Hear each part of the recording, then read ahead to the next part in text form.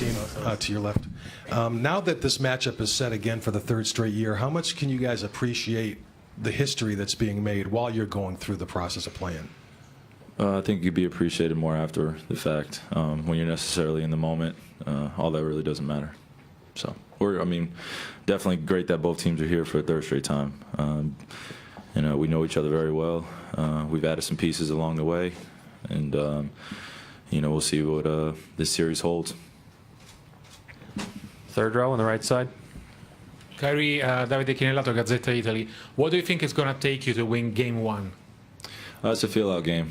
So just come out with a great game plan, some adjustments that we can make going on throughout the game, an aggressiveness and a pace that we want to play at, and just settle in as quick as we can. We understand that this environment and the level and the intensity that this will be at, emotionally it's natural to feel all those things. So it'll be exciting, but the quicker you settle into your surroundings, the better you'll be. Kyrie, John Telich, Fox 8. Can you speak to the additions of Korver and Williams and how you have seen them taking different roles than what they had previously in their careers and assimilating into this team? It's just a testament of the selfless group that we've been able to put together, especially our GM, David Griffin. So it's great that we have gelled together as quick as we have, going through what we went through the regular season, adding these pieces, seeing how it could necessarily turn out, and then how valuable they are, especially in a final series like this. Darren Williams arguably was one of our best point guards in our league, hands down, and I was watching him going against CP, and we were battling who was 1 and 2, and then you have Kyle, the best shooter in the world, on our team. It just adds a lot of depth to our bench. Janie, right here in the second. Hi, Kyrie. Janie McCauley from AP. How have you sort of observed from afar how Steph has progressed? He's healthy this year for one thing, but just his postseason at this point. He's been doing great. He's been doing some amazing things. What we have come to accustomed to knowing him to be, dominating the game, being impactful on both ends of the floor, and just being the driving motor for a great team like Golden State. So throughout his years, just definitely watched, when I was in high school and in college and getting drafted and being able to play against him, seeing his evolution as a player of not necessarily being a top draft pick, but becoming a 2-time MVP and our unanimous MVP at one point. So, it's just great to see that he continues to get better, and it's even better that we get to continue this matchup for years to come. So, front row on your right. Anthony Slater, Mercury News. Kyrie, what do you remember about your year under Mike Brown? What you take from it, and will it be strange at all, to be on the sidelines and see him as the opposing head coach? It's not strange. I understand that things happen in this league, sometimes whether they're controlled or uncontrolled, but it's just a learning experience. I was a 21-year kid, just trying to lead a franchise, and he was a new head coach that I had to get introduced to, a new offense, new players, as well as a new system. So it was a learning experience, to say the least. It wasn't something that I look back on and I kind of regret, being part of that, because he was just trying to teach me a lot of things that I didn't necessarily understand as a 21-year-old in the NBA. So, he definitely has some great things and the knowledge of the game that's, up there with some great coaches. So, Mark in the middle. Kyrie, Mark Schwartz, ESPN.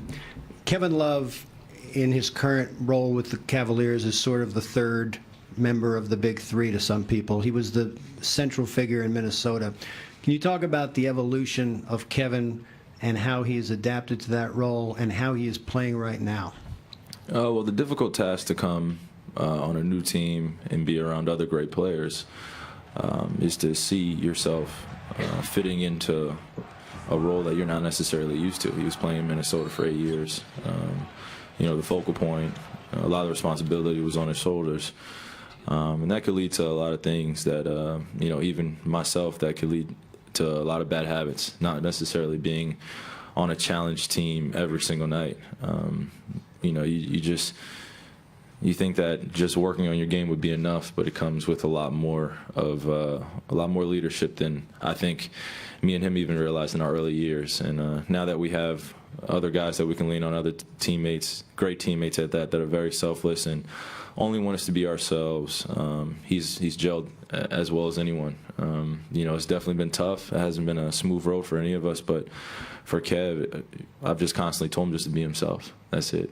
We don't want anybody else, Kev. We don't want you to try to be outside of any boundaries. You're boundless. Your potential is endless, and we believe in you. So go out there and and play like it. So, that was just a journey that we all had to endure, and we're still continuing that. Gary, on the right side. Kyrie, Gary Washburn, Boston Globe. Can you talk about your relationship with LeBron and how it's developed over the years?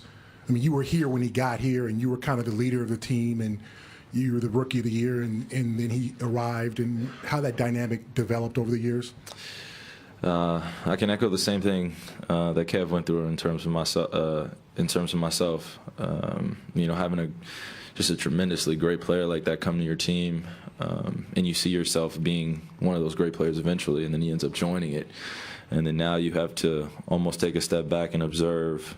But at the same point, you want to keep your foot on the gas pedal, and think that finding that balance is one of the toughest things to do, because you have so much belief and confidence in yourself, but also one of the biggest things that makes a great player great is how selfless he is and how much is he willing to sacrifice in order to see the betterment of the team. Selfishly, I always wanted to just show everyone in the whole entire world exactly who I was every single time. And I can do that with a lot of great teammates around me.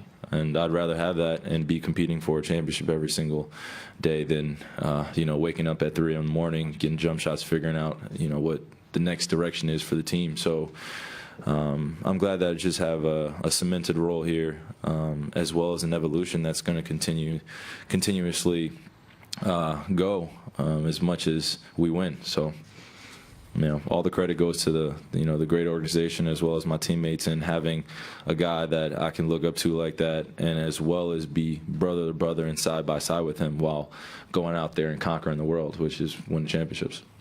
Greg, fourth row on the aisle here. Greg Logan from New York Newsday. I think most people would agree that the matchups between LeBron and Durant and yourself and Curry are the two best possible anybody could have. Is there any sense on your part that whichever group of superstars is able to impose their will ultimately determine the outcome of this series? It's inevitable. 4 great players like that. At the point guard role, myself and Steph, and then Katie and Bron. Obviously, there'll be a lot of attention paid to that. That's part of the game. Great players and great competition going against one another. But I don't want to downplay the fact of how important all our other pieces are in order to win a championship. So we definitely have to be special, myself and Bron, in order to propel our team to a win. But we have to bring our teammates along as well. So, any other questions for Kyrie? I'll follow up then. I talked to Coach Lou about the last loss here, the blowout loss. Was that in any regard a wake-up call that let you know how much you guys had to elevate your game to get back to this point? No. Thank you.